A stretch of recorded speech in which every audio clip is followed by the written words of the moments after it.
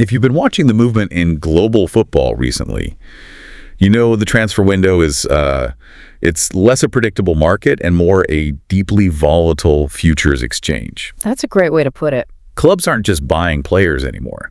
They're placing these colossal high-stakes bets on potential. So today, we're moving past the headlines to really understand the calculus here. What strategy does this all reveal? Well, we have a spectacular stack of sources today. It's a real mix of confidential club reports and some deep dive journalistic analysis. And it covers major deals across the Premier League, the Championship, and even a couple of huge international transfers. Okay. But our focus is really on the investment patterns, specifically why clubs are funneling so much cash into players who barely even started their senior careers. Right. So our mission here is to decode the current economic philosophy of the game. We want to find those aha moments that explain why a club is willing to shell out, say, $15 million for a teenager with barely any minutes. What's driving this? Exactly. What are the metrics? What are the imperatives? Okay, let's unpack this. We should start with a classic high-upside gamble in the Premier League. Yeah, let's do it. Our sources are pointing us to North London, to Tottenham Hotspur, and their very aggressive pursuit of the 𝗪𝗪 left back, 𝗬𝗪. Yes. The deal's now been agreed, and the fee tells its own story. It's roughly 15 million. So what's that? About 13 million pounds. And that fee is the key point, isn't it? Because just last week, Santos rejected an £8 million offer for him. Exactly. So how do we explain that? That sudden near double escalation in just a few days? It has to suggest intense competition. It speaks to a desperation to secure elite developmental talent. I mean, when a club commits to a jump like that, they're signaling that the player's potential is just non-negotiable for them. They cannot afford to miss out. Even with the risk. Especially with the risk. You look at 𝗬𝗪's resume. Yeah. Tremendous technical ability, but he only has 18 months of top division experience in Brazil. He's not a finished product. He's a developmental target who's supposed to fill in as a backup for 𝗨𝗪𝗀𝗃 Udogie. And if they spend that much, the fan pressure, the media scrutiny, it's all immediate, regardless of his age. Oh, absolutely.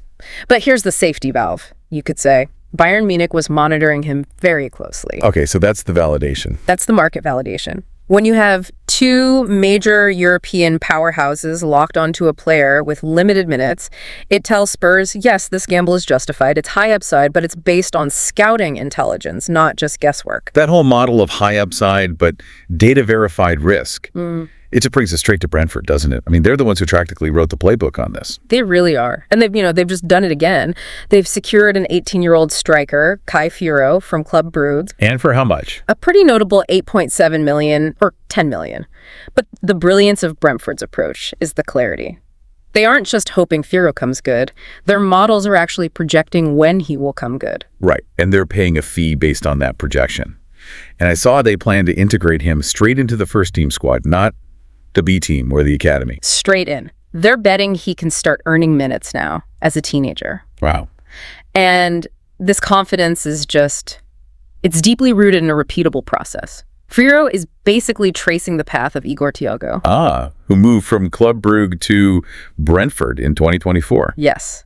And that successful transition has clearly understood them to trust the Belgian market and specifically Brugge's development system. So if Brentford is looking at 𝗨𝗏𝗏's numbers, what are they prioritizing? Because his raw goal tally is pretty modest, right? I think it was 1 goal and 5 league appearances. Yeah, they look right past the surface stats. For a young striker, they'd be heavily focused on things like non-penalty expected goals per 90 minutes. So the quality of chances he's getting on the end of. Exactly, whether they win in or not. They'll also analyze his pressing success rates, off-the-ball movement. They're buying the profile of Belgium U19 international who fits their system rather than the immediate goals. It's just remarkable how much money is being thrown at potential. Okay, let's pivot to the clubs whose approach is less about direct succession and maybe more about, well, sheer talent accumulation. You mean Manchester City? Manchester City. They just agreed a deal for the Scottish prodigy 𝗨𝗪𝗏 from Hearts. This is classic City, isn't it? It is, but it's worth analyzing the strategy behind it. This is less about immediate first-team integration and more about securing control over the best possible talent pool globally. Yeah. City's reputation lets them win these races, put them in their elite academy, and then They just choose the path later. I see the benefit for them, but what's the counter-argument? Aren't they risking alienating a kid like 𝗥𝗏𝗏 who might never see the first team because the pathway is just so clogged? That's the crucial question. The counter-argument is talent drain. But from 𝗬city's perspective, the system is designed to be self-sustaining. It helps with financial fair play. If they sell a player like 𝗥𝗏𝗏 down the line for pure profit, it's a huge financial boost. So the academy is a revenue generator. It's a revenue generator and a competitive advantage. Secure the asset first, figure out the pathway later. That mindset, securing the asset at all costs, brings us to Aston Villa. They might just win the prize for the most aggressive youth spend this window. A surprise move for 16-year-old Bryan Maggio from FC Metz. 16! And the price tag is staggering. It is. What are we talking about? Villa paid a truly substantial $12 million fee for a prospect born in 2009, and they've locked him into a 5-year contract. To commit that kind of money to a player who legally can't even drive yet, that just highlights the central trend we're tracking, doesn't it? The window to get world-class potential on the cheap is closing fast. It's a combination of scarcity and some financial engineering. First, Maggio is physically and technically elite. He's a 1,000,093 teenager who has already debuted for Metz in League One. So you're paying for confirmed elite physical potential. Right, which accelerates his timeline. And second, there's the amortization benefit. Paying $12 million for a 16-year-old on a 5-year deal looks very different on the books than paying $60 million for a proven 25-year-old. It changes the whole risk assessment. It's not just a gamble on talent, it's a gamble on securing the best long-term valuation. Exactly. You're betting his future market value will quickly eclipse that $12 million you just spent. Meanwhile, Liverpool is casting a really wide net. They've signed an 18-year-old Senegalese defender, 𝗏𝗏 from 𝗏𝗏 for around £1 million. A very different tier of investment, financially speaking. Yeah. It is. This move shows the classic academy model is still alive and well. 𝗏𝗏 will initially join the U21 squad. The $1 million pair reflects a lower initial valuation, but the long-term hope is identical, that he can eventually compete with Van Dijk, Konate, and Gomez. It's a low-risk investment designed to feed the senior team, eventually. Right. But it also shows how fragile these development plans are. I mean, look at what happened to another teenage defender Liverpool just signed, Giovanni Leone. He suffered a torn ACL in his debut back in September. And that context is so crucial. It's a reminder that even the best scouting can be instantly derailed by something like an injury. When you look at the portfolio of these youth signings, Maggio, 𝗬𝗏, 𝗏𝗏, you see why clubs need to diversify. You can't just rely on 1 or 2 kids coming through. No, you need a constant pipeline because the attrition rate is just so high. That's a great point. It speaks to needing volume. Let's shift our focus down a level to the championship. The strategy there often swings wildly between long-term development and, well, desperate immediate results. And we have 2 perfect contrasting examples here. First, let's look at development with Middlesbrough. They won the race for the versatile forward Leo Castledine from Chelsea. Boro got the 20-year-old on a 4.5-year deal for just under £1 million. This just feels like such a smart piece of business. It's a perfect showcase of how championship clubs can target proven loan talent that the Premier League parent club is willing to, monetize while retaining some interest. Right, because Castledine spent the first half of the season at Huddersfield Town. He did, and his form attracted a lot of attention. And the mechanism that makes this a win-win is that Chelsea kept a future sell-on fee. Can you break down why that works for both sides? Absolutely. For Chelsea, they offload a player who's blocking a pathway, they get immediate cash, but they keep a stake in his success. If he breaks out at Boro and gets sold for, say, $15 million in a few years, Chelsea gets a nice chunk of that. And from Middlesbrough. For Boro, they get a proven young talent for a manageable fee, knowing that Chelsea's financial interest actually incentivizes them to maximize his development. It just smooths the whole process. Okay, now let's go to the complete opposite end of the spectrum in the championship. Swansea City.